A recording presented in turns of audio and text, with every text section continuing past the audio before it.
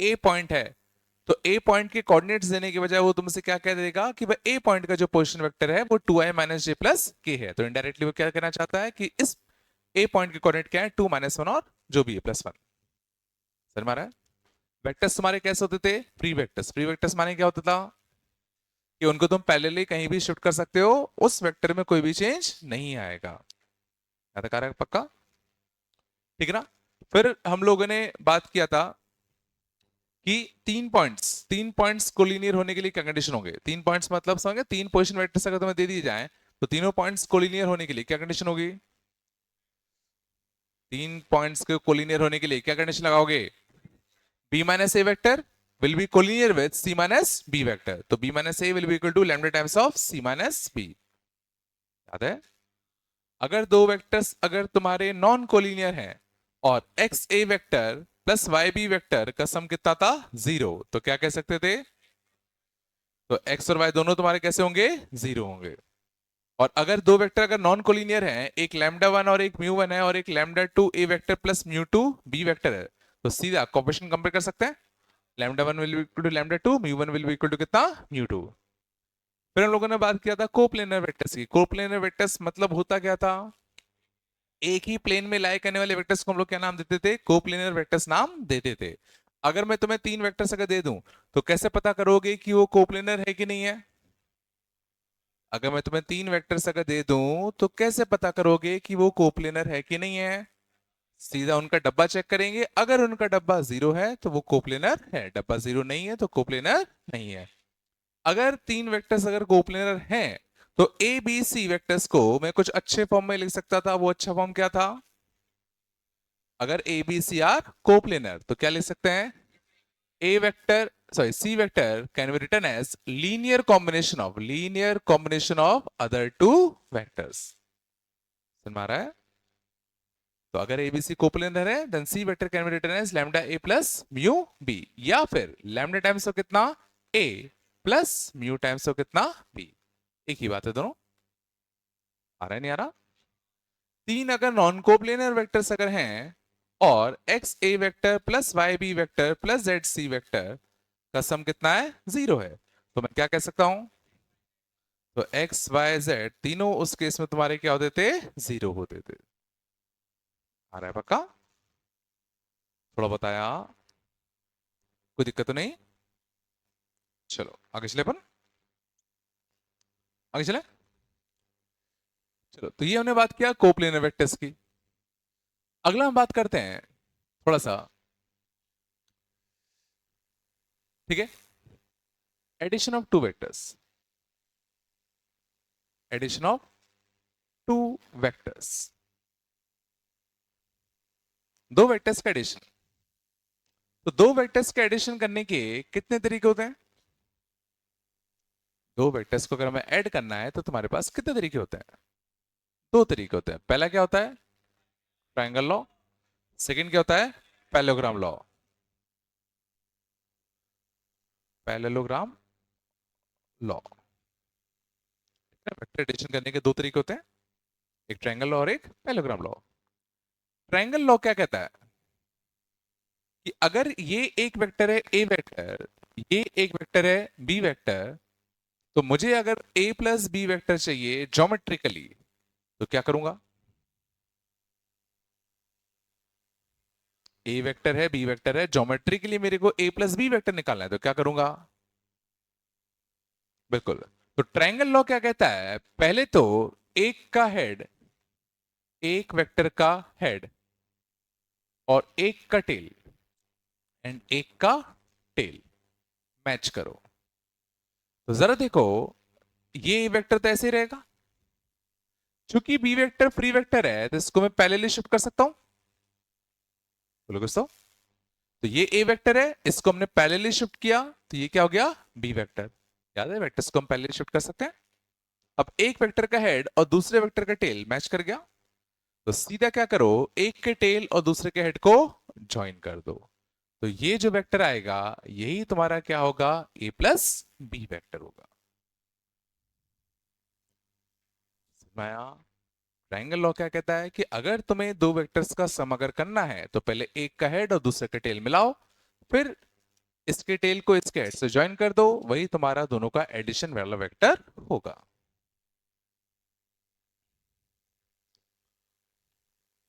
थोड़ा बताया, कुछ तो बोलो। अब देखना, और देखो, मान लो अगर ये ए वेक्टर है, ये बी वेक्टर है, ये सी वेक्टर है, ये डी वेक्टर है, तो हमसे पूछा गया है ई वेक्टर क्या होगा। तो जरा सोचो, ध्यान दो थोड़ा सा, इस वेक्टर का हेड और इस वेक्टर का टेल मैच कर रहा है, तो सीधा ये जो वेक्टर होगा वो सिंपली कौन सा होगा, ए प्लस बी होगा। मानते हो? अब जरा सोचो, इस वाले वेक्टर का हेड और इस वाले वेक्टर का टेल मैच कर रहा है, तो इसके टेल और इसको हेड को ज्वाइन करने वाला जो वेक्टर होगा वो क्या होगा, this vector plus this vector. तो ये वाला वेक्टर कितना आएगा बताओ, A plus B plus C. ये चला नहीं है ना क्या? अब इस वाले वेक्टर का हेड और इस वाले वेक्टर का टेल देखो मैच कर रहा है, सोचो इस वाले वेक्टर का हेड और इस वाले वेक्टर का टेल मैच कर रहा है, तो ये जो वेक्टर होगा वो सिंपली तुम्हारा क्या होगा बताओ, A plus B plus C plus D. और ये तुम्हारा ई वेक्टर था। कुछ आया समझ में कि ट्रायंगल लॉ कैसे काम कर रहा है, कि अगर तुम्हें एक का हेड और एक का टेल मैच करता हुआ दिख जाए तो इसके टेल और इसके हेड को कनेक्ट कर दो, तो सीधा दोनों का एडिशन वाला वेक्टर वो होगा। नहीं? कुछ तो बोलो।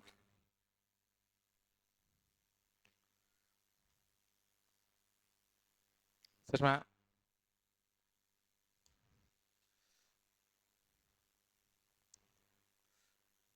ठीक है, ये लॉजिक है नहीं यार। अब जरा गौर करना, अगर एक,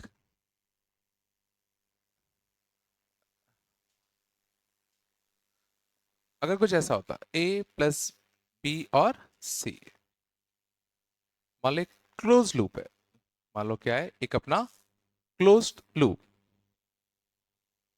एक क्लोज्ड लूप है जिसमें वेक्टर्स के एंगल, ध्यान देना बहुत इंपॉर्टेंट है, वेक्टर के एंगल देखो, इसका मुंह इस साइड, इसका इस साइड, इसका इस साइड, एक ही ऑर्डर में, close loop with similar direction, with similar direction.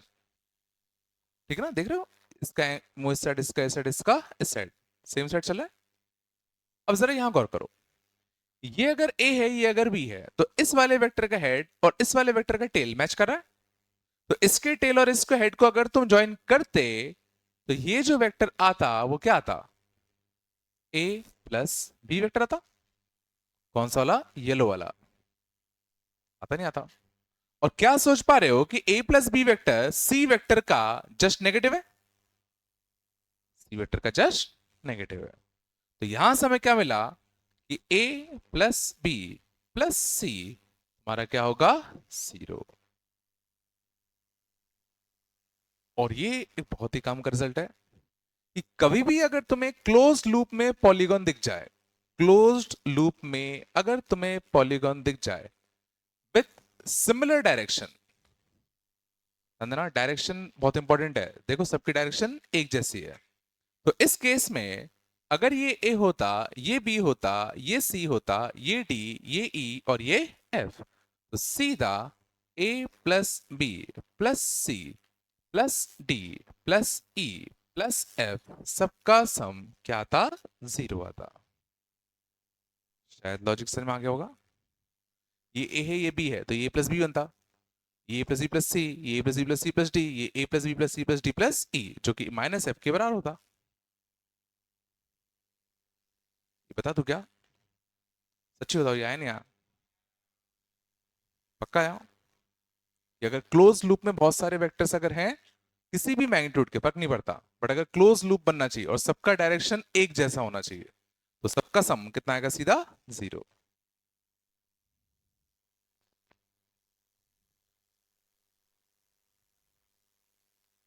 थोड़ा आया।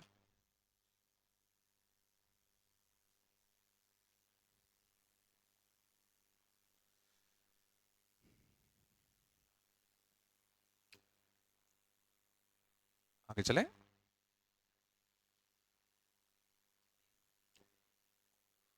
बोलो बोलो। माइनस का सी कैसा है? इसमें ये ए है, ये भी है, तो इसके टेल को इसके हेड से ज्वाइन करोगे तो वेक्टर तो ऐसा बनेगा ना, ए प्लस बी। तो ए प्लस बी वेक्टर ऐसा है, बट सी वेक्टर कैसा है? ऐसा है। तो सी वेक्टर का नेगेटिव करोगे तो ए प्लस बी आएगा ना।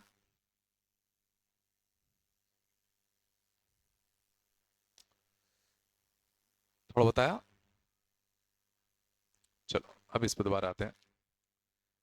तो ये हमने देखा, ट्रायंगल लॉ ऑफ एडिशन हम लोग कैसे फॉलो करेंगे।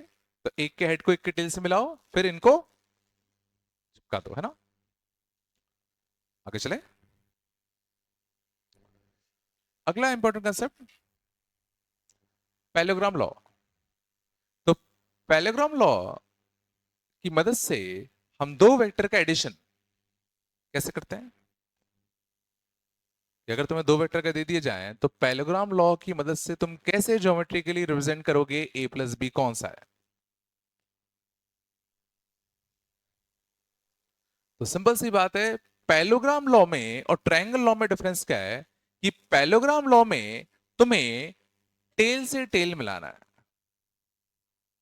तुम्हें टेल से टेल मिलाना है। ट्रायंगल लॉ में क्या किया था? ट्रायंगल लॉ में क्या किया था? एक के हेड और दूसरे के टेल को मिलाया था ना। बट इसमें हम लोग क्या करेंगे, दोनों के टेल से टेल मिलाएंगे। अब टेल से टेल मिलाने के बाद अच्छी बात है, देखो यहां पहले से दोनों के टेल से टेल मिले। बोलो। तो अब सिंपली क्या करो, पैरेललोग्राम कंप्लीट कर लो। पैरेललोग्राम कंप्लीट कर लो। और इस पैरेललोग्राम में जो इस टेल से निकलने वाला डायगोनल होगा वही तुम्हारा क्या होगा, ए प्लस बी होगा। और जो दूसरे डायगोनल वाला होगा ये तुम्हारा क्या होगा, ए माइनस बी होगा। बड़ा सिंपल सा। पैरेललोग्राम लॉ की मदद से अगर तुम्हें ए प्लस बी और ए माइनस बी फाइंड करना है तो पहले दोनों के टेल से टेल मिलाओ, पैरेललोग्राम कंप्लीट करो। जो टेल से निकलने वाला डायगोनल होगा वो ए प्लस बी होगा, जो हेड से निकलने वाला डायगोनल होगा वो ए माइनस बी होगा। और मैंने यहां पहले ए बाद में बी क्यों रखा? पहले ए रखा है बाद में बी रखा है, ऐसा क्यों? क्यों? क्योंकि इस वेक्टर का डायरेक्शन किस साइड को है? इस वेक्टर का डायरेक्शन किस साइड है? ए की तरफ है ना। तो ए पहले बी बाद में। समझ में आ रहा है नहीं आ रहा? ये छोटी छोटी चीज बहुत इंपॉर्टेंट है। हेड ए की तरफ है ना, तो ए पहले बी बाद में।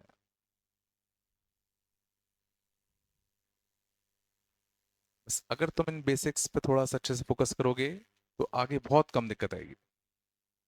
थोड़ा बताया।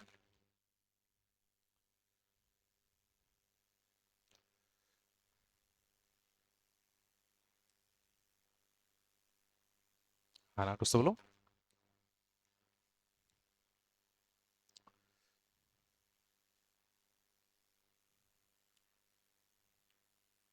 ना।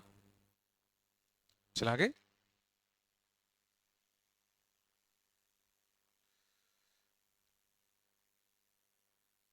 चलो ठीक है ना। और देखें। चलो अब गौर करना, थोड़ा सा हम पहले समझते हैं एंगल बिटवीन वेक्टर क्या होता है।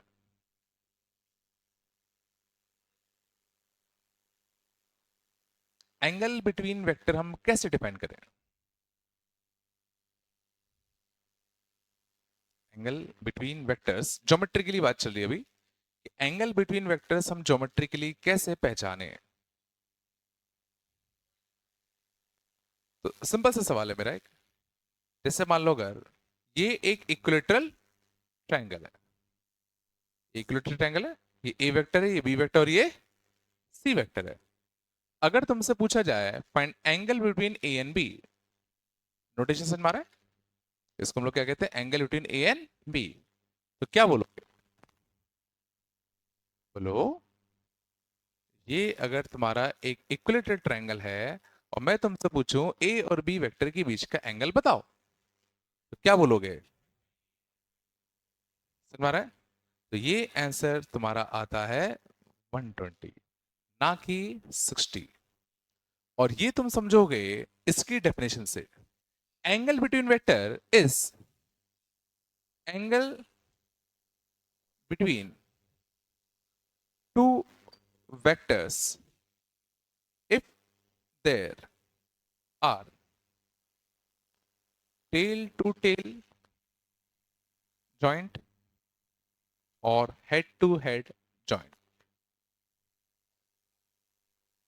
head to head joint।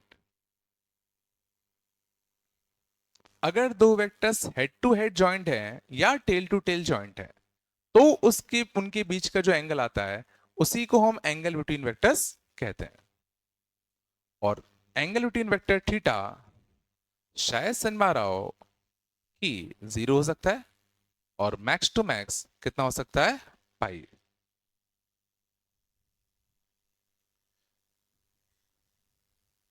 समझ में आ रहा है?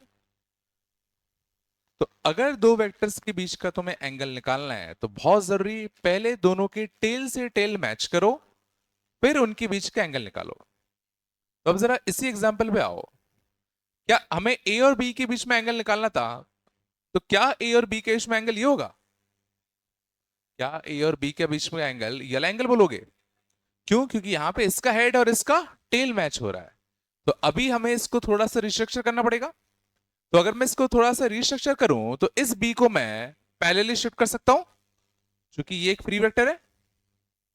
बोलो। तो अब जो एंगल आएगा वो कौन सा वाला आएगा? ये वाला आएगा।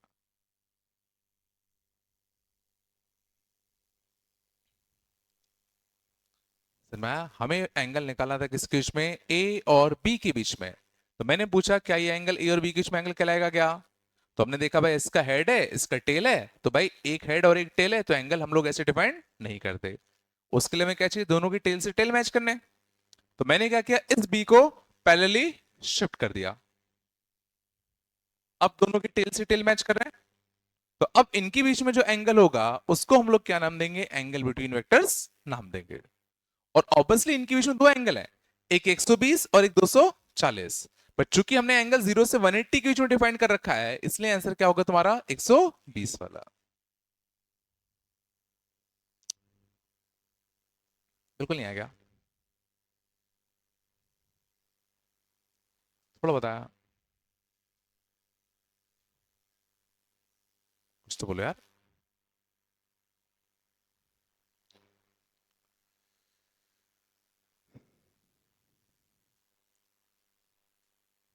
आ रहा है नेता? ये जितनी भी चीजें है ना, इन सब के बेसिस पे तुम्हें 2 से 3 क्वेश्चन मिलेंगे जो तुम पक्का गलत करोगे अगर तुम ध्यान नहीं दोगे तो। थोड़ा बताया, आगे चले। Angle between vectors and man.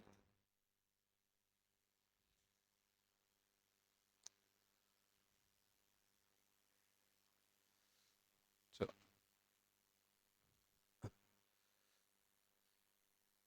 अगला देखें।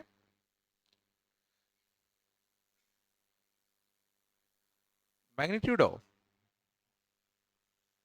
combination of vectors, magnitude of combination of vectors। बस सबसे पहला a प्लस बी का मॉड, a प्लस बी का मॉड, a प्लस बी का मॉड पता होगा तुम लोगों को क्या होता है? क्या होता है बताओ? Under root of a square plus B square plus 2ab cos theta. और यहाँ a किसको रिफर कर रहा है? मॉड a को। b किसको रिफर कर रहा है? मॉड b को।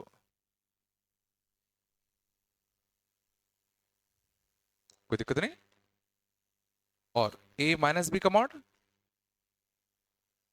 कितना आता है? Under root of a square plus B square minus का 2ab cos थीटा। इसमें थीटा क्या है? थीटा क्या है? वही angle between vectors. Angle between a and B.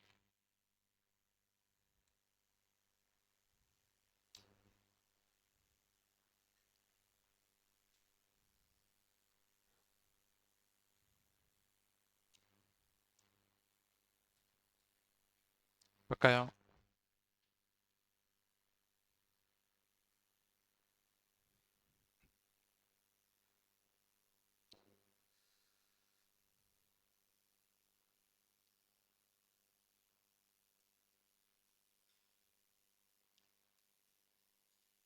चले आगे। चलो, तो अगर मान लो होता 2a+3b का मॉड, क्या आएगा? तो 2a+3b का मॉड क्या आएगा? हम्म? तो वापस से इसको तुम याद रखा करो एज ए प्लेस होल्डर। ये एक प्लेस होल्डर है, ये एक प्लेस होल्डर है। यहाँ ए की जगह पे कुछ भी हो सकता है। तो अंडर रूट ऑफ इस चीज का स्क्वायर प्लस इस चीज का square plus twice of this into cos theta, तो क्या आएगा बताओ?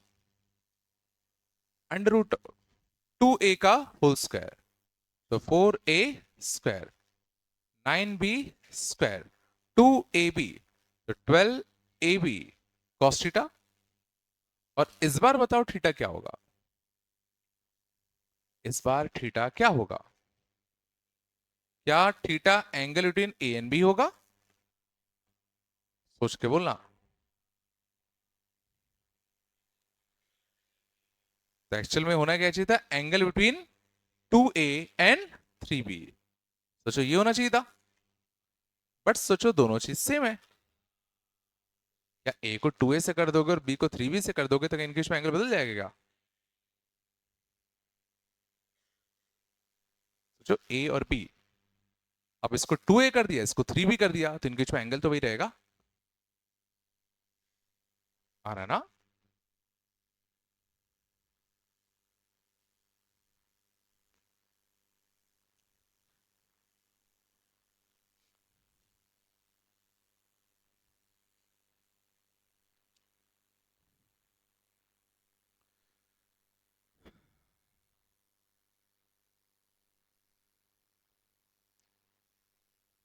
थोड़ा बताया।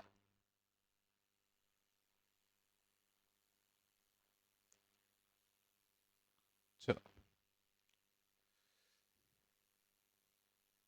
इसका तो A unit vector plus B unit vector, इसका तो पता है यूनिट वेक्टर होता है A unit cap plus B unit cap का मॉड। ठीक है? तो क्या फॉर्मूला बनेगा बताओ? Under root of mod A का स्क्वायर, और मॉड ए का स्क्वायर कितना आएगा? 1, यूनिट वेक्टर है, प्लस मॉड बी का square 1, 2 mod A mod B into कितना? Cos theta. तो कितना आएगा? 2 प्लस 2 कॉस थीटा। 2 कॉमन ले लो, 1 प्लस का कॉस थीटा, और 1 प्लस कॉस थीटा कुछ अच्छा होता है क्या? 1 प्लस कॉस थीटा अच्छा होता है क्या? कितना? बोलो कितना? 2 कॉस स्क्वायर थीटा बाय 2, कितना होता है? 2 कॉस स्क्वायर थीटा बाय 2, तो कितना आएगा? 2 कॉस थीटा बाय 2। मॉड लगाऊं कि नहीं लगाऊं? मॉड लगाऊं कि नहीं लगाऊं? नहीं लगाए, क्यों? बिल्कुल, क्योंकि थीटा कहां से कहां था? 0 से पाई, तो थीटा बाय 2 करोगे तो कहां से कहां आएगा? 0 से पाई बाय 2। और कॉस थीटा 0 से पाई बाय 2 में वैसे भी कैसा होता है? पॉजिटिव, तो मॉड लगाने की जरूरत नहीं है। इसमें आ रहा है नहीं आ रहा? थीटा एंगल बिटवीन वेक्टर था ना, ये 0 से पाई था, बाय 2 करोगे तो ये 0 से पाई बाय 2 है।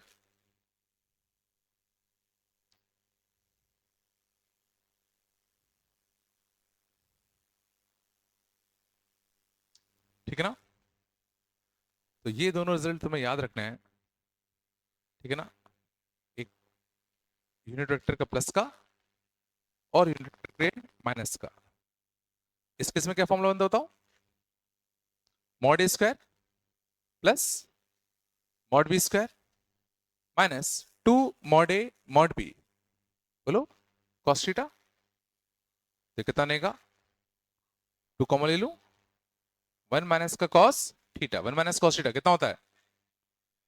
2 साइन स्क्वायर थीटा बाय 2। यहां से कितना आएगा बताओ? 2 साइन थीटा बाय 2।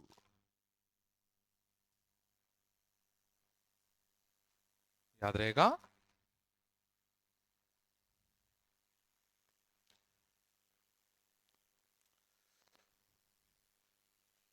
थोड़ा बताया।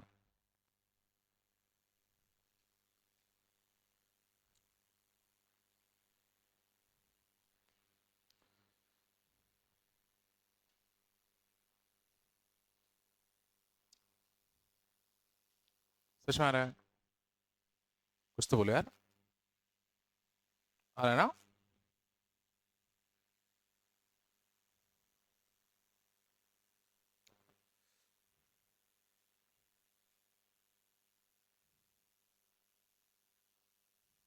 आगे चले।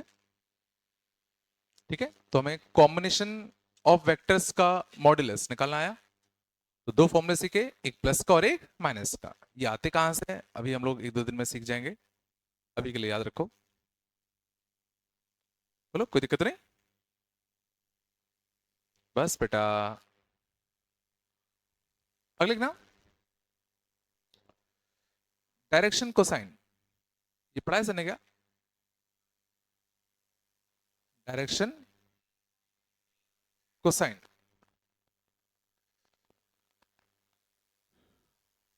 चलो, तो ध्यान देना, direction cosine of a vector, DC of a vector is simply unit vector, is simply components of unit vector along that vector, along given vector। जैसे कई बार तुम्हें लिखा दिखेगा, find direction cosines of a given vector. को भी एक vector दे दिया जाएगा और बोला जाएगा कि इसके डीसी निकालो। डीसी मतलब डायरेक्शन कोसाइन निकालो। जैसे अगर मैं तुमसे पूछूं डीसी ऑफ 2i माइनस का 3j प्लस का कितना 4k, तो सिंपली हम लोग क्या करेंगे, इस वेक्टर के अलोंग वाला यूनिट वेक्टर फाइंड आउट करो। इस वेक्टर के अलोंग वाला यूनिट वेक्टर फाइंड आउट करें। तो इस वेक्टर के अलोंग वाला यूनिट वेक्टर क्या आएगा?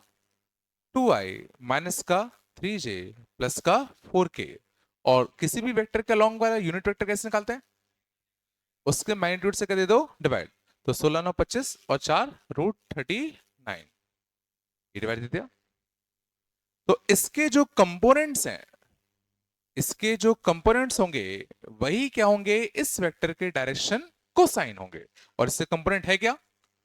2 by root 39 minus 3 by root 39 4 by root 39।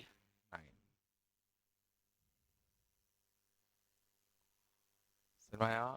Direction cosine of a vector. तो सिंपली क्या करो, उस वेक्टर के अलोंग वाला यूनिट वेक्टर निकालो।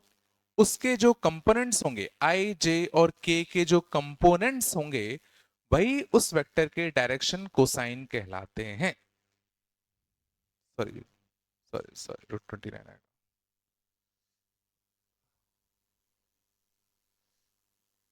29।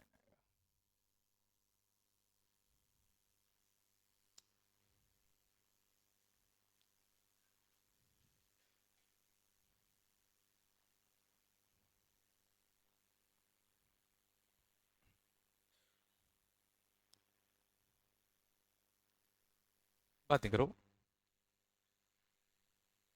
यहाँ तक आया?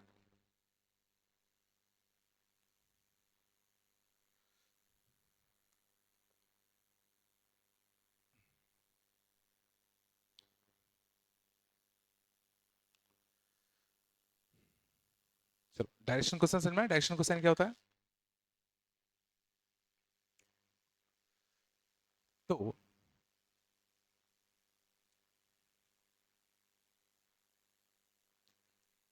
अगर मान लो था ए वेक्टर होता 3i minus j plus k, b vector होता 2i प्लस 3j माइनस का k, find direction cosine of, find direction cosine of a plus b, sorry 2a minus 3b, find direction cosine of 2a minus 3b vector. क्या करते?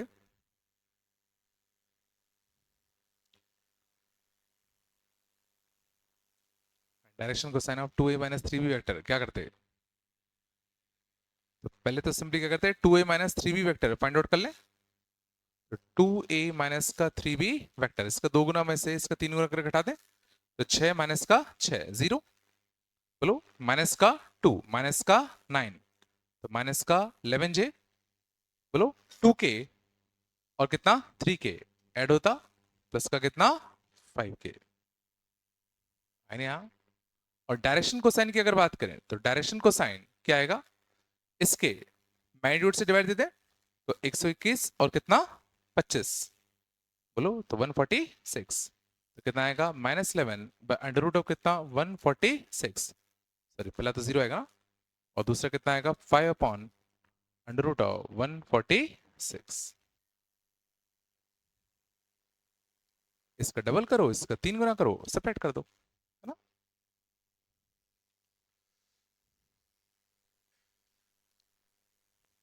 तो आ रहा होगा, बहुत simple है।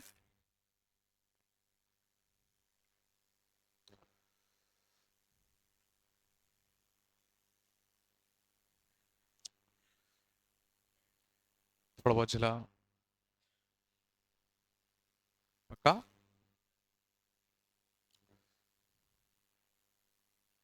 Direction cosine भी समझ में आया क्या होता है? चलो अब लिखते हैं एंगल बाइसेक्टर वेक्टर।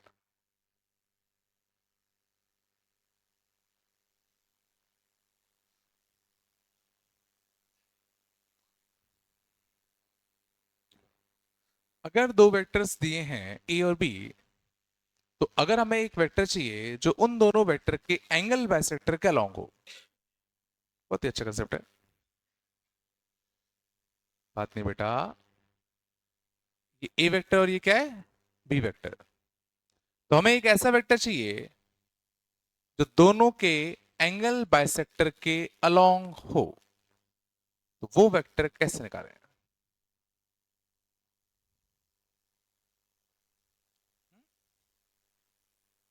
फिर क्या करोगे?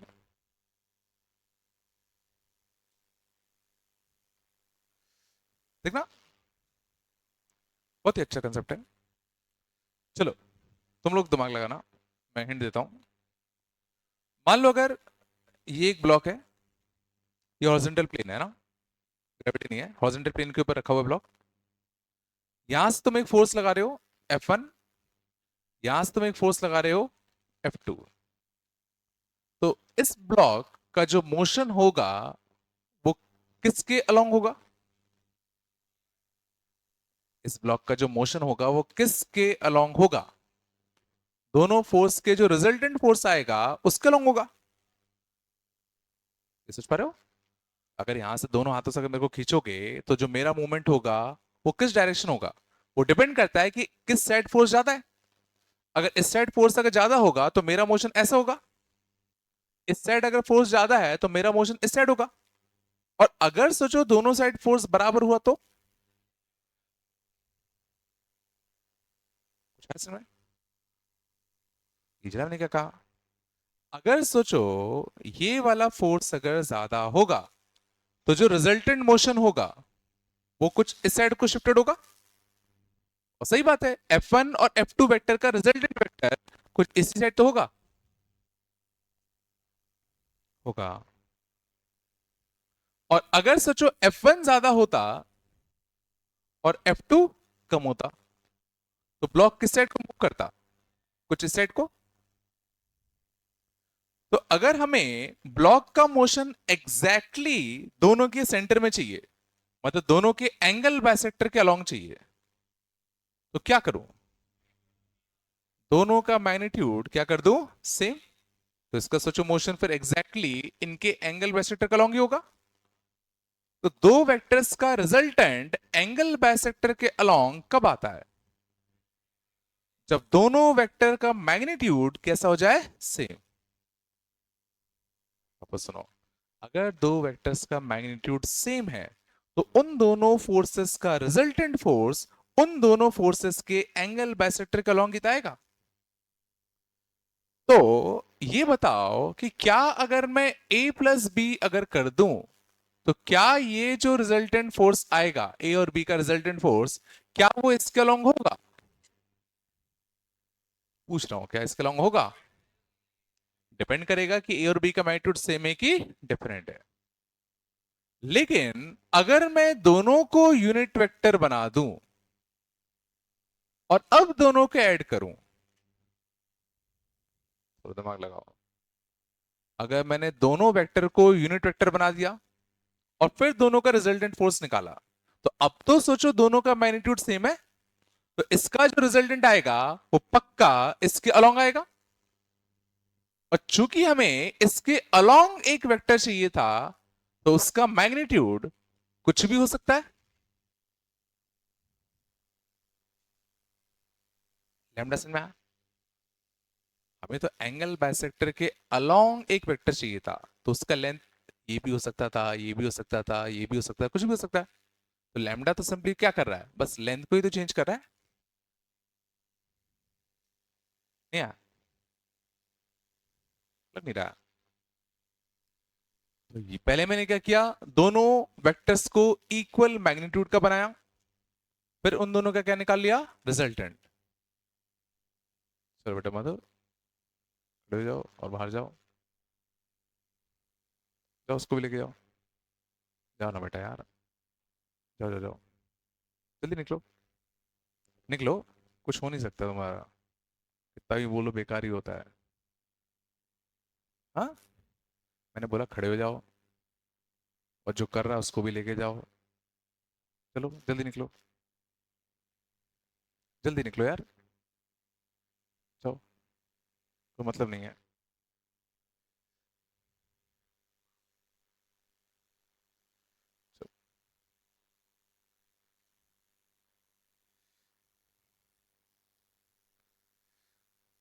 सबसे पहले हमने क्या किया, दोनों फोर्सेस को या दोनों वेक्टर को सेम मैग्नीट्यूड का बनाया, फिर दोनों को सिंपली क्या कर दिया, ऐड कर दिया। ठीक है ना। और लैम्डा से में लैम्डा क्यों आया, क्योंकि हमें अलोंग एक वेक्टर चाहिए था। तो एंगल बाइसेक्टर के अलोंग वेक्टर, एंगल बाइसेक्टर के अलोंग वेक्टर हम लोग क्या ले सकते हैं, lambda times A unit vector plus B unit vector. ये सच में आया नहीं आया, पक्का। जैसे क्वेश्चन देखना, इसमें कुछ ऐसा आता है कि find a vector c which is along the angle bisector of a and b and whose magnitude is 5। ठीक है ना। तो एक वेक्टर सी चाहिए जो ए और बी के अलोंग है, तो उस वेक्टर को मैं कुछ ऐसा एज्यूम कर सकता हूं, बस इसमें वेरिएबल क्या है, लैम्डा। अब लैम्डा निकालने के लिए वो एक्स्ट्रा कंडीशन देगा, जैसे उसका मैग्नीट्यूड 5 है, वहां से हमें क्या मिल जाएगा, लैम्डा मिल जाएगा। दोबारा क्वेश्चन कैसा आएगा, तो सबसे पहले तुम्हें ये पता होना चाहिए कि एक वेक्टर जो दो वेक्टर्स के एंगल बाइसेक्टर का अलोंग वाला वेक्टर है, तो उसको लिखेंगे कैसे। थोड़ा आया, नहीं आ गया। और दूसरे एंगल बाइसेक्टर का अलोंग वाला वेक्टर क्या होता, दो एंगल बाइसेक्टर होंगे ना इसके, जो दूसरा वाला एंगल बाइसेक्टर होगा, ठीक है ना, दूसरा वाला एंगल बाइसेक्टर समझ गए, ये वाला, ठीक है ना, इसके अलोंग वाला वेक्टर क्या होगा,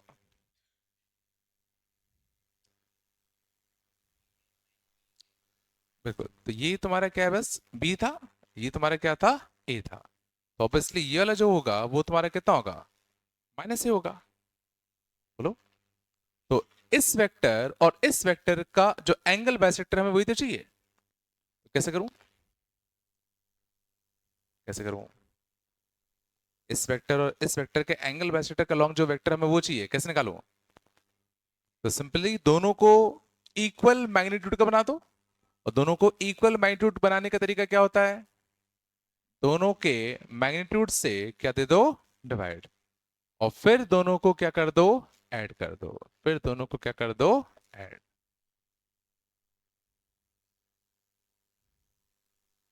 दोनों को सेम मैग्नीट्यूड का बनाया, फिर दोनों को जोड़ दिया। नहीं चला, कुछ तो बोले यार।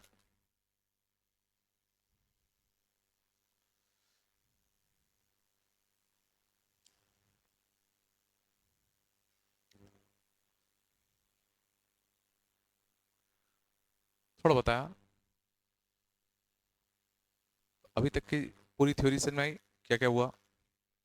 Collinear vector, coplanar vector, angle bisector vector, है ना, magnitude of combination of vector and so on.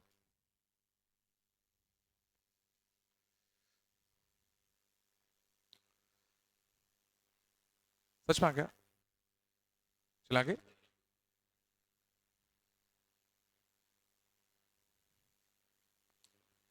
चलो कुछ बेसिक बेसिक क्वेश्चन करते हैं।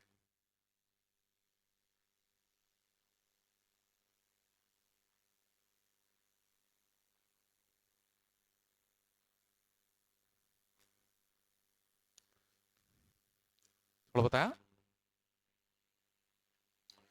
चलो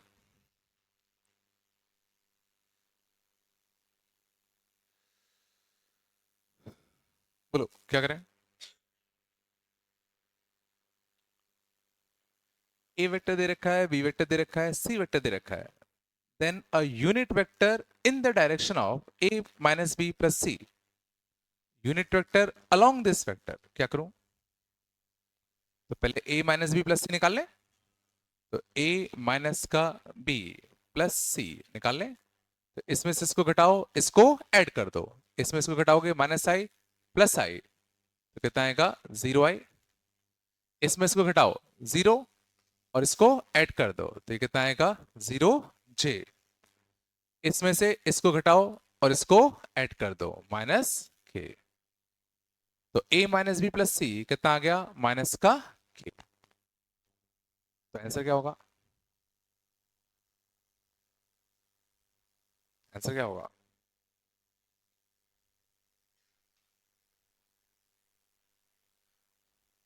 तो जरा सोचो हमें करना क्या था।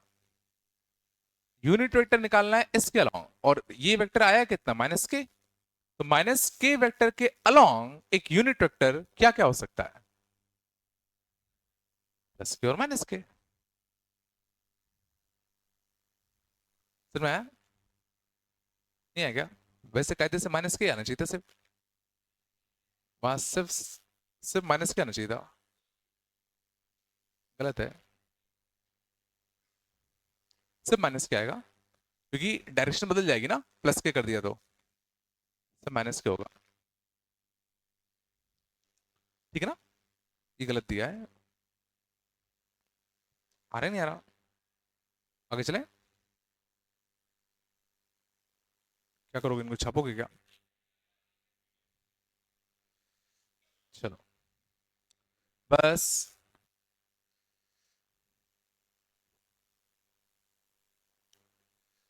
चलो क्या बोला गया? If I plus j minus k and this are adjacent sides of a parallelogram, then length of its diagonals are। तो सर हमारा क्वेश्चन कहना क्या चाह रहा है कि ये एक पैलोग्राम होता, पैलोग्राम के दो एडजेसेंट वेक्टर दे दिए गए हैं, एक I प्लस जे माइनस के और एक 2i माइनस थ्री जे प्लस के। बोलो है ना? हमसे पूछा क्या गया है, लेंथ ऑफ डायगोनल्स पूछा गया है, तो इनके डायगोनल्स की लेंथ पूछी जा रही है। कैसे अप्रोच करें? तो कहीं ना कहीं ये पैलोग्राम लॉ ऑफ एडिशन जैसा लग रहा है। अगर तुम्हें ए वेक्टर पता और बी वेक्टर पता है तो जरा सोचो, हम पैरेललोग्राम के डायगोनल वाले वेक्टर भी तो निकालना जानते थे कि ये अगर सोचो क्या होता ए और ये क्या होता अगर बी, तो ये वाला डायगोनल कौन सा होगा ए प्लस बी और ये वाला डायगोनल क्या होगा ए माइनस बी। तो ए प्लस बी दोनों वेक्टर को ऐड कर दें तो 2i और i कितना आएगा बताओ 3i minus 3j plus j, तो माइनस का कितना 2j प्लस के माइनस के 0 के या था। और a minus b this minus this कितना आएगा माइनस का i j और दिस तो प्लस का कितना 4j माइनस के प्लस के तो माइनस का कितना 2k। तो ये आता a प्लस बी वैक्टर, ये आता a माइनस बी वैक्टर। और अच्छी बात है यही तो डायगोनल्स होते और हमें इनके लेंथ चाहिए, तो इसका मैग्नीट्यूड कितना आएगा √13, इसका मैग्नीट्यूड 16 4 20 और 1 21, तो √21।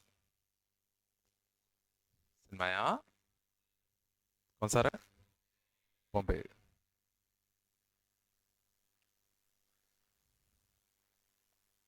थोड़ा बताया कोई दिक्कत नहीं।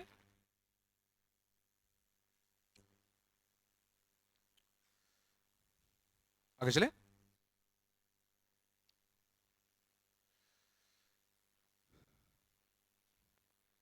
अच्छा ये सही है सब कुछ, देखो इसमें से कौन सा लेंथ बढ़ाया √21 बढ़ाया, आना चाहिए था। इन दोनों डायगोनल में से कौन सा डायगोनल का लेंथ बढ़ाया, कैसा होना चाहिए था,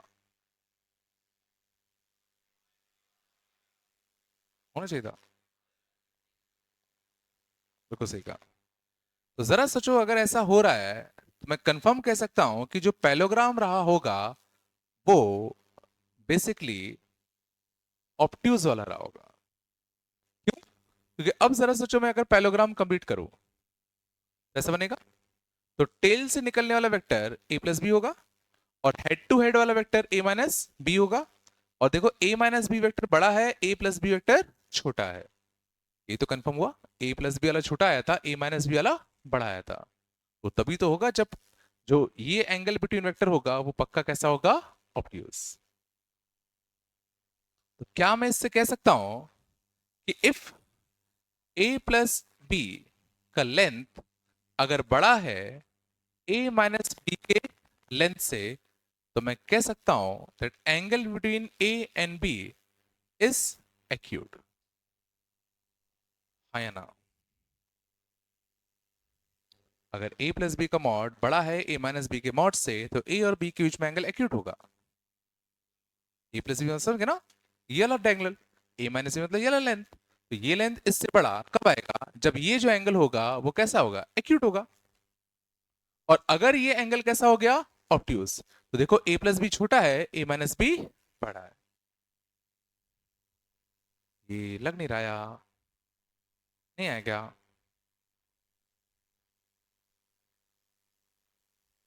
This implies that angle between A and B is obtuse.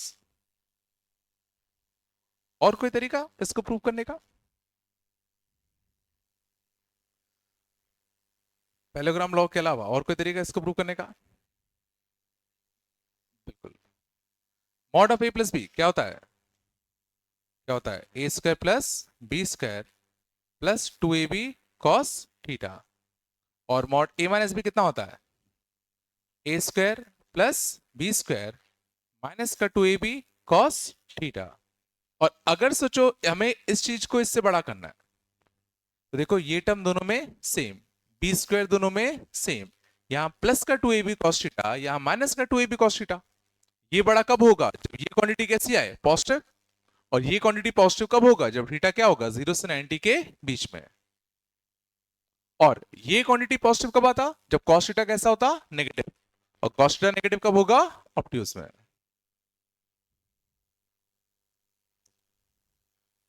ये दोनों स्टेटमेंट समझ में आए क्या?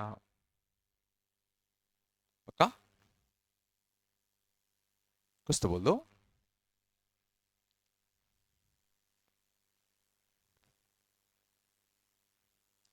और अगर दोनों बराबर हो जाए तो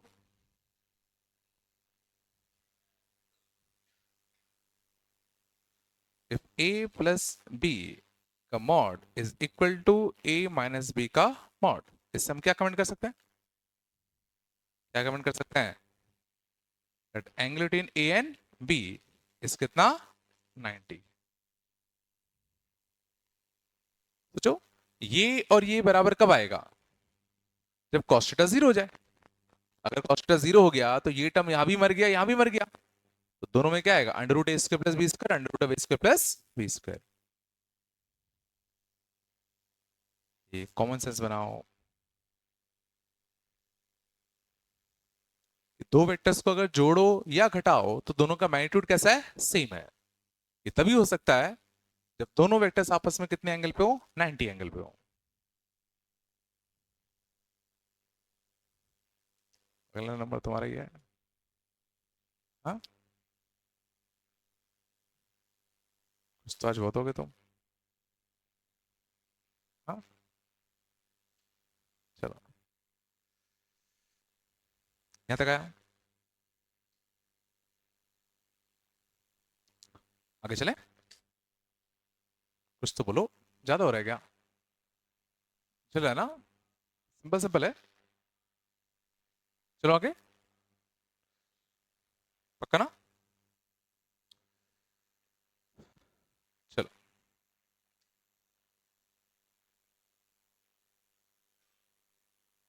इस पे आते हैं। क्या है, लिखा है if the position vector of a point a is a plus two b and a vector divides ab in 2:3 ratio, then find position vector of b। तो क्या हम एक रफ फिगर सोच सकते हैं, क्या बना बताओ, position vector of point A, तो एक पॉइंट है ए, इसका पोजीशन वेक्टर मतलब ये जो वेक्टर है वो कितना गिवन है, a प्लस टू बी, मानते हो।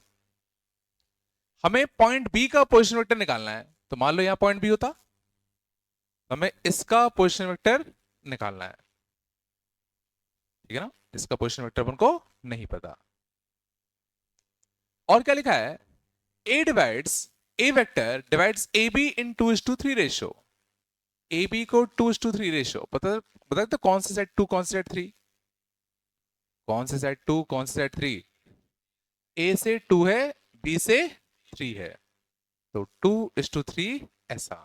और ये कौन सा वेक्टर है, ये वाला। तो ये समझ में आ रहा है तुम्हें इस बार ये वाला वेक्टर पता है, या बेसिकली ये पॉइंट पता है, ये पॉइंट पता है, ये पॉइंट निकालना है, ऑब्वियसली सेक्शन फॉर्मूला लगेगा।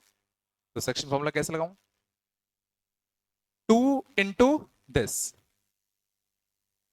प्लस 3 इंटू ये पॉइंट, और ये पॉइंट कितना था, a plus two b, by कितना 5, और ये कितना आएगा बताओ, a वेक्टर, आ रहा नहीं आ रहा, तो 2 इंटू क्वेश्चन मार्क प्लस कितना 3a plus 6b equal to कितना बताओ 5a। तो क्वेश्चन मार्क की वैल्यू 5a माइनस का 3a, 2a माइनस का 6b बाई 2, तो a माइनस का कितना 3b, कौन सा है,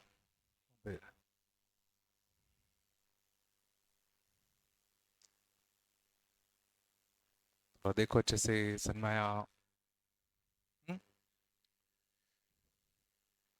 फिर तो बोलो क्या,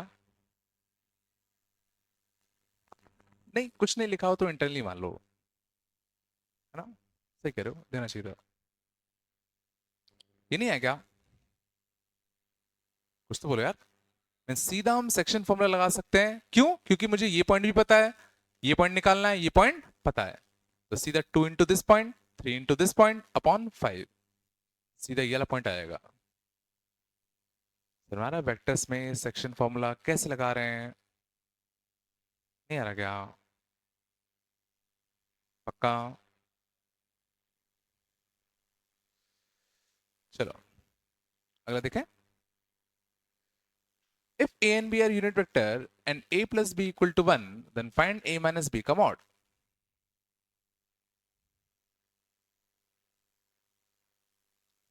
चलो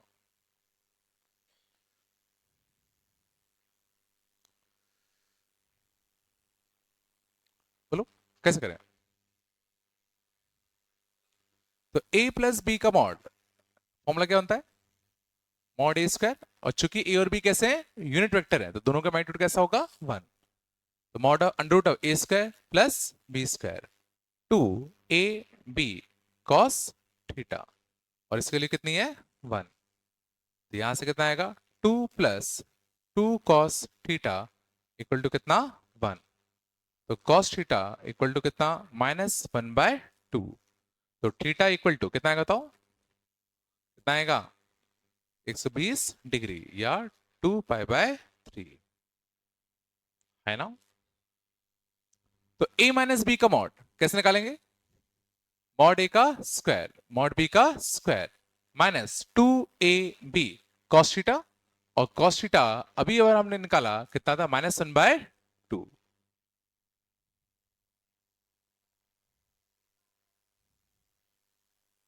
क्या होगा, हाँ थीटा तो ए और बी के बीच में एंगल ले रहे हैं ना, यहां भी तो ए और बी के बीच का एंगल ही चाहिए ना. जो थीटा आता है वो कौन सा एंगल होता है, यहां जो दो वेक्टर्स होते हैं उनके बीच का एंगल होता है, यहां भी तो वही दो वेक्टर है. बस ये क्वेश्चन नहीं आ रहा क्या, सच बताओ नहीं आ रहा क्या, पक्का. अच्छा वैसे ये रिजल्ट याद रखना, ये बहुत बहुत कॉमन होता है कि अगर दो इक्वल फोर्सेस को अगर तुम ऐड कर रहे हो, दो इक्वल मैग्नीट्यूड के फोर्सेस को अगर तुम ऐड कर रहे हो और रिजल्टेंट फोर्स भी सेम मैग्नीट्यूड का आ रहा है, ठीक है ना, तो ये कब होता है, जब 120 डिग्री पे हो. बहुत बार देखा होगा तुम लोगों ने, एफ और एफ ऐड कर रहे हैं और रिजल्टेंट भी एफ फोर्स का है, तो ऐसा तब होता है जब इनके बीच में एंगल कितना होता है 120 होता है. जनरली बच्चों को कंफ्यूजन क्या होता है कि यहाँ एफ है, अच्छा तो मैं 60 पे लगा दूं तो बढ़िया इक्वेटर एंगल बन जाएगा, ऐसा नहीं है. तो ये a माइनस बी है, a प्लस बी तो कुछ ऐसा जाता, समझ गए ना. और इस केस में ये जो फोर्स आता है वो कितना आता है √3f आता है, अगर किस पे लगाओ तो हम 60 पे लगाओ तो अगर f और f लगा रहे हो रिजल्टेंट भी f अगर चाहिए तो एंगल कितना होना चाहिए 120, ठीक है ना. और अगर 60 पे लगाते हैं तो रिजल्टेंट कितना आता है √3f आता है. नहीं है क्या, कुछ तो बोलो, पक्का.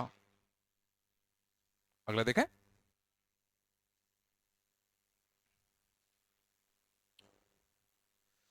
चलो थोड़ा सा अच्छा क्वेश्चन है.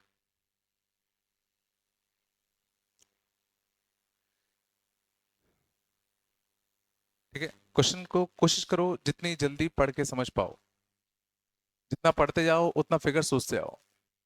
Late ABC be a triangle, एक triangle ABC, A vector B vector C vector are the position vectors of ABC, मतलब बेसिकली पॉइंट दिए हैं एबीसी के कोऑर्डिनेट्स दिए हैं, A position vector B position vector और C position vector. D divides point BC in the ratio 3:1, ठीक है ना. तो ये ट्रायंगल अपना ए बी सी, तीनों के कोऑर्डिनेट दे रखे हैं. डी डिवाइड कर रहा है बीसी को 3:1 रेशियो में, डी डिवाइड कर रहा है बीसी को 3:1 रेशियो में. E divides AD in 4:1. E divides AD in 4:1. Let BE meets AC in F. Let BE meets AC in F. BE क्या है, अच्छा E था ना ये, ओके ये था, ठीक है. BE meets AC एट कितना F, यही है. If E divides BF, E divides BF in the ratio 3:2. E divides BF in 3:2. Internally, then position vector of f is equal to, ये निकालना। चलो ठीक है, पहले इतना आया, पक्का। अब तक ना इन क्वेश्चन करने के लिए क्या करते हैं, तो एक चीज तो कंफर्म है, सेक्शन फॉर्मूला लगाना है, पक्का। और अच्छी बात क्या है कि हमें हर एक पॉइंट का पोजीशन वेक्टर पता है। इसका कितना था ए वेक्टर, इसका कितना था बी वेक्टर, इसका कितना था सी वेक्टर। अब उनको ये पॉइंट निकालना है। ऑब्वियसली ये पॉइंट किसके सेक्शन फॉर्मूला, देखो ये वाला सेक्शन फॉर्मूला तो अपन को पता नहीं है, रेशियो नहीं पता। अब उनको ये वाला रेशियो पता है, तो ऑब्वियसली ये जो कोऑर्डिनेट है वो यहां से निकालोगे, बोलो। बट यहां से निकालने के लिए मुझे को ई और ये चाहिए होगा, ये तो पता है मेरे को ई चाहिए पहले। तो ई निकालने के लिए इन दोनों को मैं 4:1 रेशियो में डिवाइड कर सकता हूं, और इसके लिए पहले मेरे को क्या चाहिए, डी चाहिए। क्या मैं डी निकाल सकता हूं, 1 × बी 3 × सी, 1 × बी 3 × सी अपॉन कितना 4। ये चला, ये किसके कोऑर्डिनेट आ गए, डी के। अब मैं ई के कोऑर्डिनेट निकाल सकता हूं, 4 × दिस, तो 4 × दिस, तो b + 3c, 4 से 4 कटता, 1 × a, 1 × a, 4 + 1 कितना आएगा, तो 5। ये तुम्हारे किसके आते, ई के पोजीशन वेक्टर आता। अब क्या करूं, अब इसके बाद सेक्शन फॉर्मूला लगा दे, तो 2 × दिस 3 × दिस अपॉन 5 ई होगा। तो लास्ट में क्या आएगा, 2 × बी, 2 × बी, 3 × f, 3 × कितना f अपॉन कितना 5। ये ई की एरर होगा, और ई कितना है, b+3c + a/5। सॉरी ये 3 आएगा शायद ना, नहीं 5 ही आएगा, 5 ही आएगा, सही है। ये करता, तो यहां से f पोजीशन वेक्टर कितना था, a vector, a vector, b vector -2b vector, minus का कितना b vector plus 3c vector, a - b/3 भी तो है, चलिए आएगा।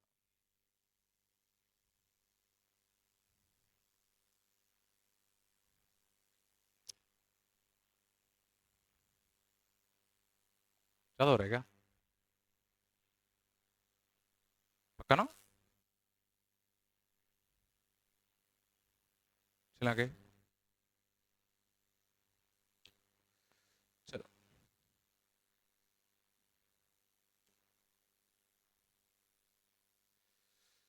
अच्छा क्वेश्चन,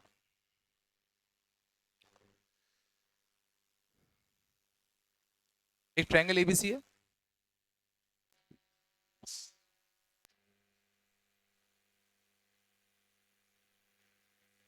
ऐसा तो नहीं होता था यार, ठीक है। एक ट्रायंगल एबीसी अपना, ठीक है ना, ऐसा कुछ, ये ए बी और ये सी, डी और ई क्या है, इसके मिड पॉइंट है, ठीक है ना। तो डी ई प्रूव करना है, क्या होगा, ऐसा कुछ था, ठीक है, लगभग समझ जाओ। भाई बन तो रहे ना,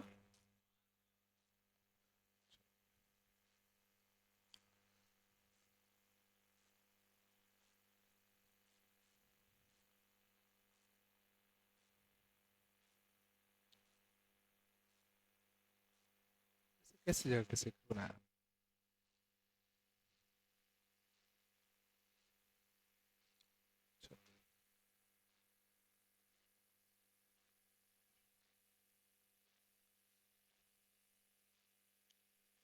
तुम लोग का हो गया एनसीईआरटी फिजिक्स वाला खत्म, फिजिक्स का एनसीईआरटी वाला पार्ट खत्म हुआ क्या, आखिरी चल रहा ना, और तो कुछ नहीं बचा, तो एनसीईआरटी एनसीईआरटी तो कर लोगे ना, रिस्ट्रिक्टेड,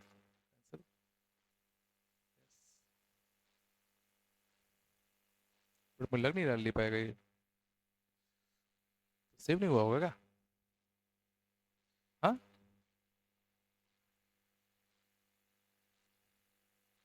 शायद जितना हो जाता है उतना से हो जाता है, ऐसा कुछ होता है ना।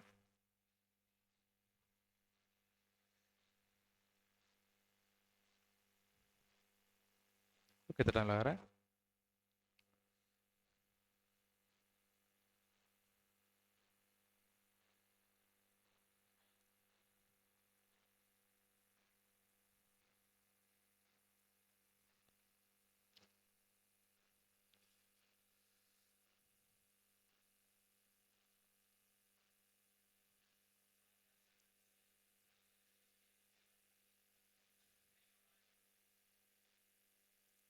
जितने हुए होंगे उतना आ गया होगा।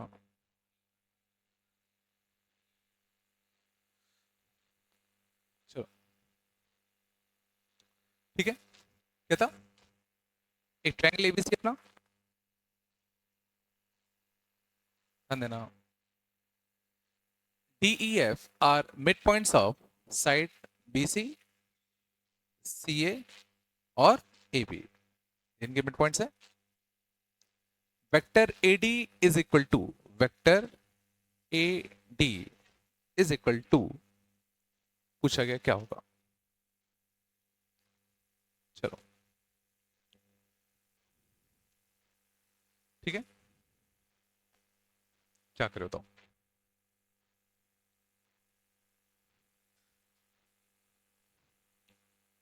और हर जगह ऑप्शन BE और CF है, हर जगह ऑप्शन BE और CF है। BE और CF के टर्म में चाहिए।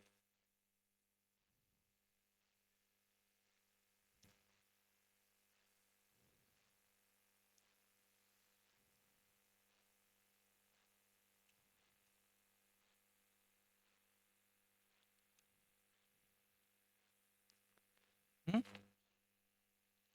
चलो देखें, करोगे,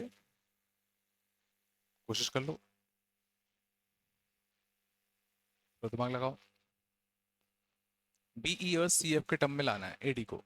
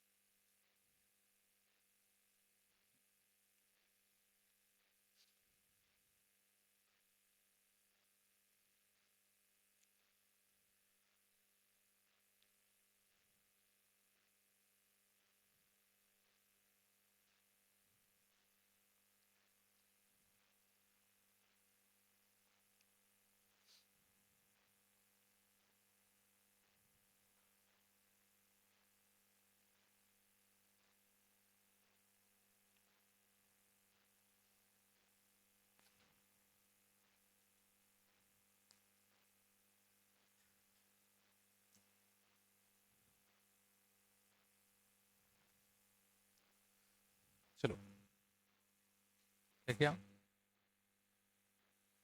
क्या करा, क्या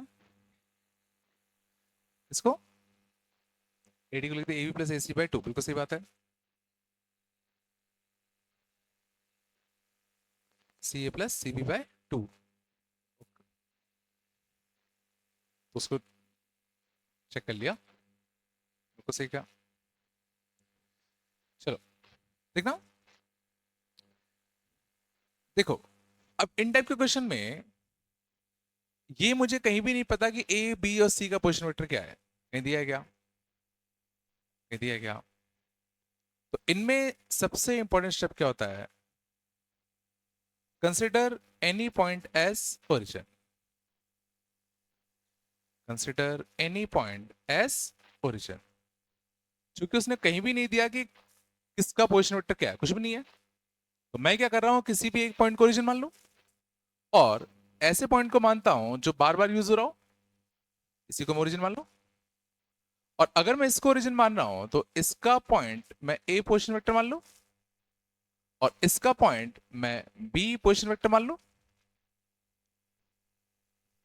अभी भी पिछले क्वेश्चन में देखो दे रखा था कि ट्रायंगल एबीसी के जो पॉइंट्स थे उनके पोजीशन वेक्टर ए बी और सी थे, बट इसमें सच कुछ भी नहीं दिया, तो हम कुछ भी मान सकते हैं, इसको 0 मान लो, इसको ए मान लो, इसको बी मान लो।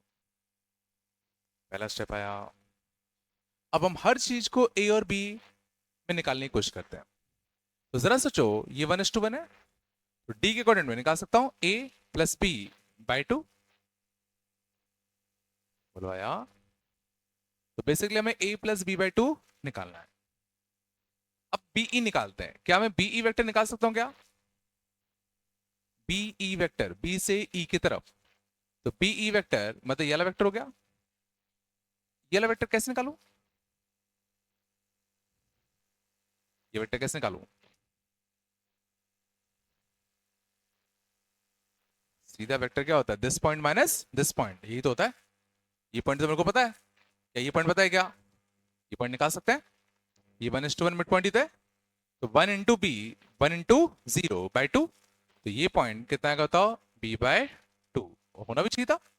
ये पूरा अगर बी वेक्टर है तो यहां से बी वेक्टर बाई टू ही तो होगा। ये पूरा बी वेक्टर है तो ये लेंथ आधा होगा ना। तो बीई वेक्टर क्या आएगा? This point minus this point. तो कितना आएगा बताओ? B vector by 2 minus a vector. BE vector this point minus this point. नहीं आएगा। अगला कौन सा बचा? C F vector. C F vector कैसे निकालू? सी एफ वेक्टर, सी से एफ की तरफ ये वाला वेक्टर। तो this point minus this point. और ये पॉइंट कैसे निकालें? भाई 1:1, तो 1 इंटू ए प्लस 1 इंटू 0/2। तो ये पॉइंट कितना आएगा बताओ? a/2। तो this point minus this point कितना आएगा? a/2 माइनस का कितना? b। अब बस हमें ये देखना है कि इन दोनों को जोड़े कि घटाए कि क्या करें कि a प्लस b/2 आ जाए। बोलो दोस्तों। तो a प्लस b/2 लाने के लिए क्या करूं बताओ? दोनों को ऐड कर दे। दोनों को ऐड करेंगे तो कितना आएगा? BE plus C F. Add कर दूं तो कितना आएगा? माइनस का a/2 और कितना? माइनस का b/2। और एक नेगेटिव और देना पड़ेगा। एक नेगेटिव और देना पड़ेगा। नहीं आ रहा क्या? तो आंसर कितना आएगा? माइनस का बीई माइनस का कितना? C F equal to a plus b/2।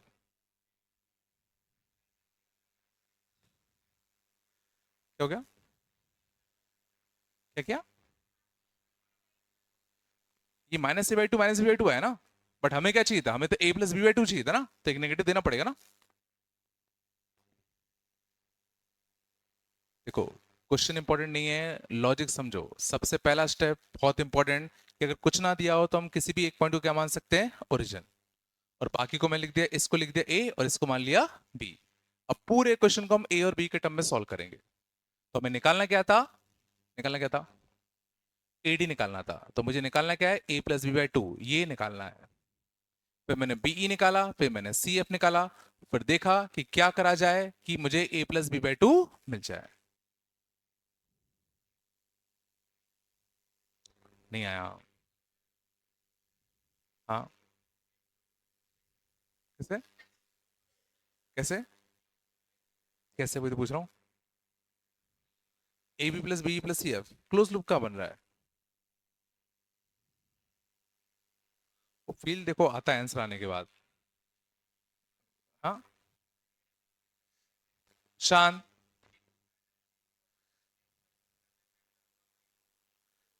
वो कैसे पता? कैसे पता वो?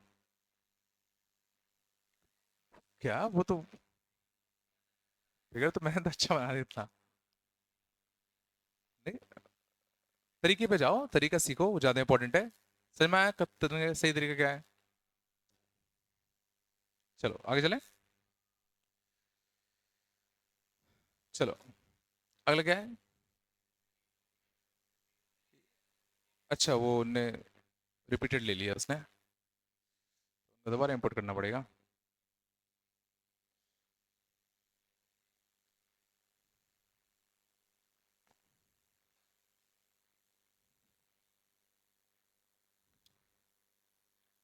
चलो आगे चलें। कहाँ पे कहाँ पे? ये तो हो गया था। ये भी हो गया था। ये हो गया ना। अगला जाओ, चलो बस बेटा, बात नहीं करो। चलो अगले देखें। अगले ना, if the midpoint of side BC, CA and AB of triangle ABC are respectively DE and F, same है क्या, है ना? Position vector of are respectively DE and F, then position vector of center of triangle DEF, center मतलब centroid, है ना? तो ये A हो गया, ये B हो गया, ये C हो गया। तो D इसका मिड पॉइंट, E इसका मिड पॉइंट, F इसका मिड पॉइंट। तो हमें क्या निकालना है? सेंटर ऑफ ट्रायंगल DEF निकालना है। When position vector of ABC are this and this, इस बार अपन को A B C के पोजिशन वेक्टर दे रखे हैं। ये कितना है? I प्लस J, ये कितना है? J प्लस K, और ये कितना है? K plus I। तो सेंटर ऑफ ट्रायंगल मतलब सेंट्रोइड, अपन को DEF ट्रायंगल का सेंट्रोइड निकालना है। DEF ट्रायंगल का सेंट्रोइड निकालना है। क्या करूं? हुँ? बिल्कुल, तो पहले मैं DEF वेक्टर निकाल लूं। तो D का पोजीशन वेक्टर निकाल सकते हैं क्या? मिड पॉइंट ही तो है। तो दिस प्लस दिस बाय 2, तो दिस प्लस दिस बाय 2 कितना है बताओ? I plus J by 2 plus K। E का mid point this plus this by 2, तो I plus J plus K by 2। F इन दोनों का mid point I plus K by 2 plus J। और अब हमें क्या चाहिए? DEF का सेंट्रॉइड। तो DEF का सेंट्रॉइड क्या आएगा? A plus B plus C by 3, A plus B plus C by 3 आएगा ना? तो this plus this plus this by 3। देखो I कितना आएंगे? I बाय टू और I 2I, तो 2I plus 2J plus 2K bye 3। ठीक है, बेहतर तरीका क्या होता? बेहतर तरीका क्या होता? नहीं, centroid of triangle DEF is equal to centroid of triangle ABC। सोचो, इस ट्रायंगल का सेंट्रोइड और इस बड़े वाले ट्रायंगल का सेंट्रोइड सेम ही आएगा।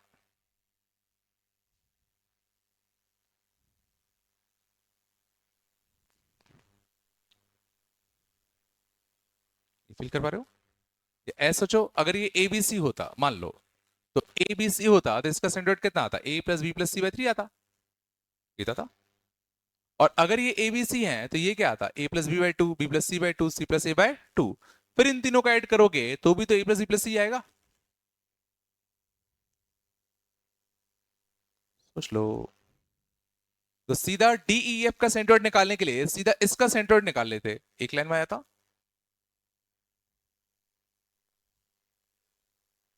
ये लॉजिक आया नहीं आया? ठीक है, तो अगर तुम्हें चीजें पता होंगी तो थोड़े क्वेश्चन जल्दी सॉल्व होंगे। चलो आगे चले। अगला क्या है? कोप्लेनर। तीन वेक्टर्स दे रखे हैं are coplanar, then the value of A. क्या करूं? तीन वेक्टर्स हैं, तीनों कोप्लेनर हैं, क्या करें?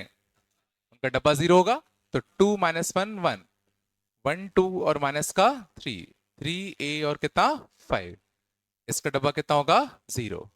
तो 2 के बाद 10 प्लस का कितना 3A, 10 प्लस का 3A। 1 के बाद 5 और 9, 14 प्लस 1 के बाद A माइनस का कितना 6 इक्वल टू कितना 0। 6A प्लस A कितना आएगा? 7A। 20, 34, 34 माइनस 28 इक्वल टू कितना 0। तो A इक्वल टू -4। तो बहुत सारा क्वेश्चन था। चला आगे।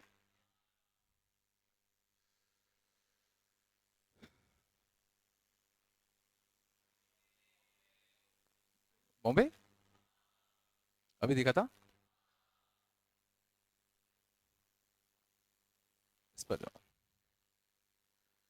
With respect to rectangular Cartesian coordinate system, three vectors are expressed as this, and this. I, j, k are unit vectors along x, y, z. वही जो होता है. Unit vector r vector along the direction of the sum of these vectors. Question की language समझ में आई पहले.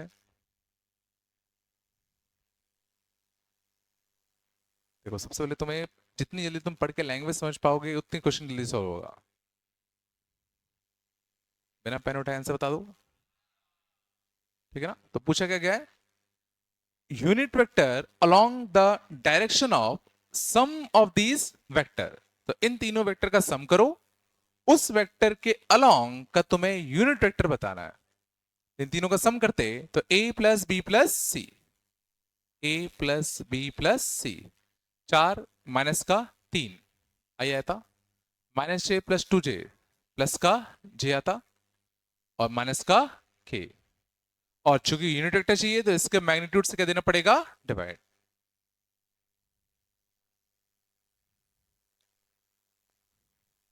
बहुत easy question है. आ रहा होगा. चलो.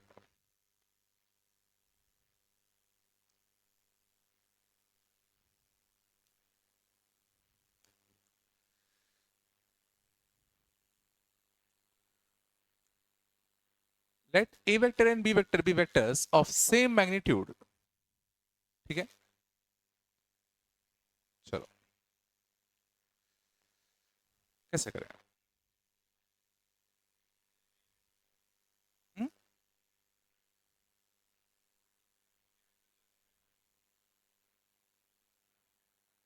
तो क्या लिखा है. क्या e प्लस वेक्टर का मैग्नीट्यूड है ना.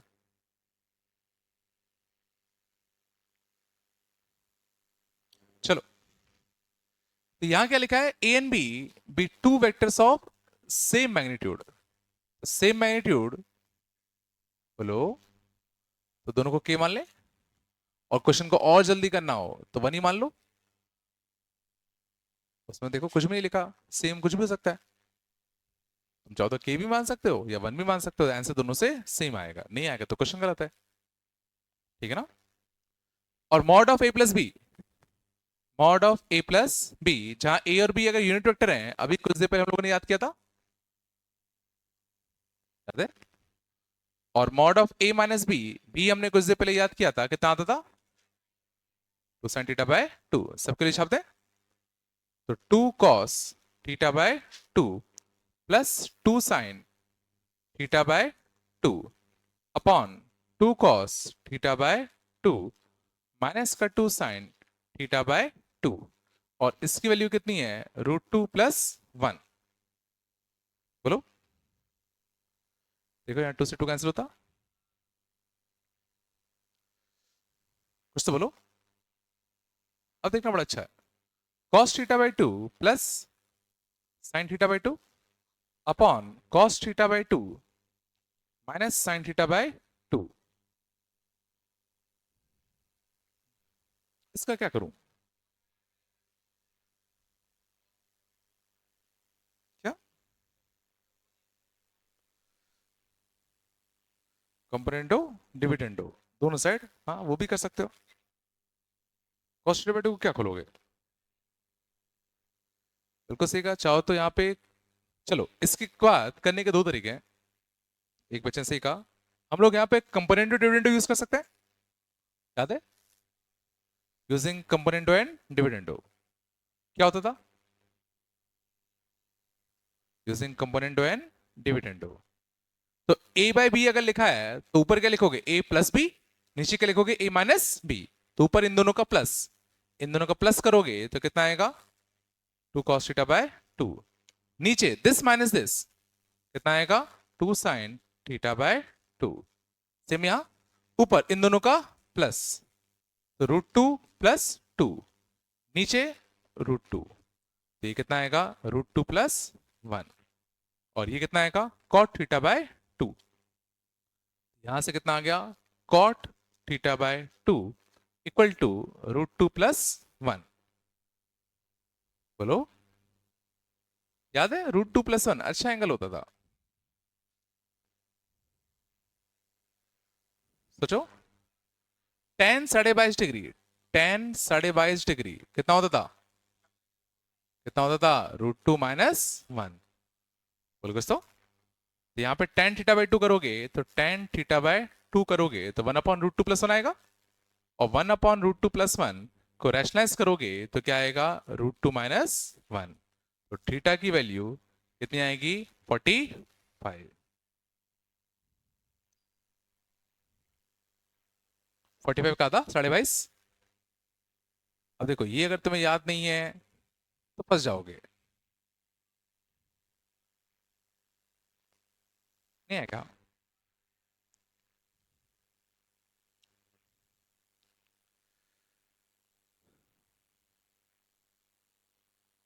सच में आया? पक्का? दूसरा तरीका ध्यान देना, मैं बता रहा था कि जरूरी तो है नहीं कि क्लिक कर जाए कि यहाँ कंपेरेटिव डिविडेंड लगेगा। तो देखना, उस केस में शांत हो जाओ बेटा, यहां पर न्यूमरेटर एंड डिनोमिनेटर दोनों में cos थीटा बाई टू का डिवाइड दे दो। न्यूमरेटर और डिनोमिनेटर दोनों में क्या करो? cos थीटा बाई टू का क्या दे दो? डिवाइड। ध्यान देना अच्छे से। तो इसमें cos थीटा बाई टू का डिवाइड दिया तो cos theta by two upon cos theta by two कितना बनेगा? 1।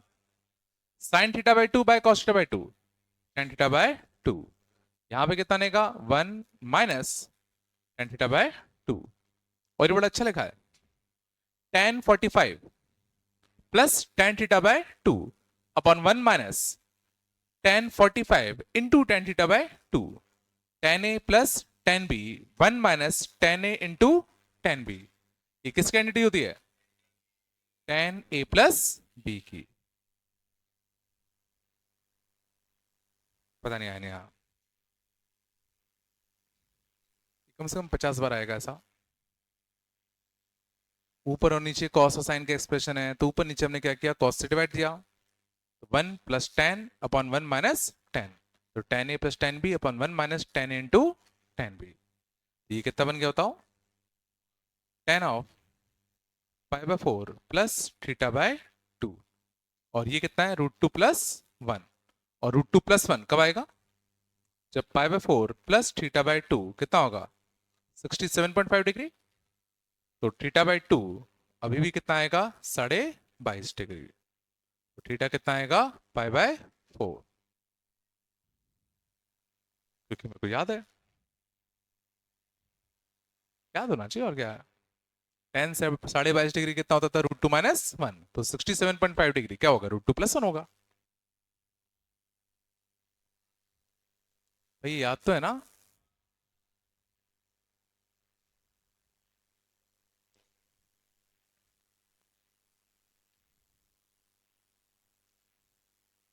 सच में आया? एक आध और देखें। हाँ, बस। अच्छा,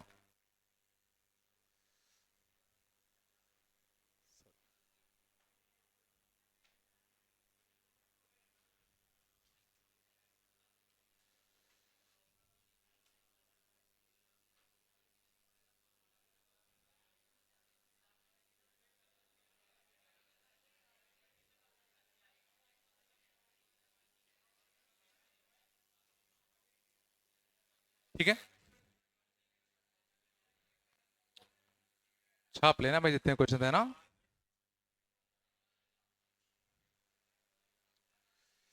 अच्छा, तुम लोग एक शीट भी तो मिली होगी, होमवर्क करोगे थोड़ा सा?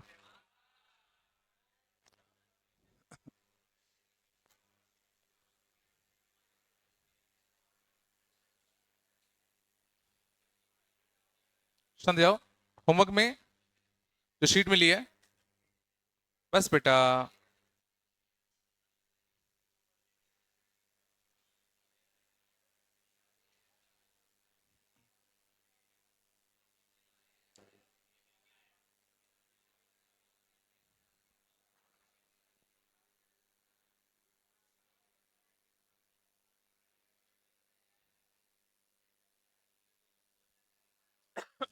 सॉरी।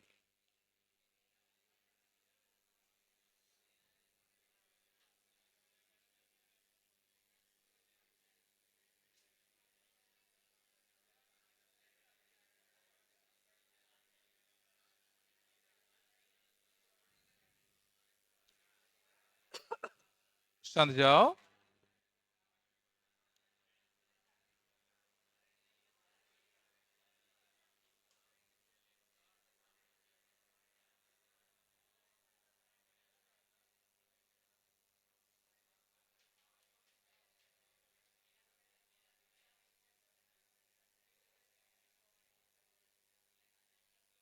चलो इतने कर लेना बस।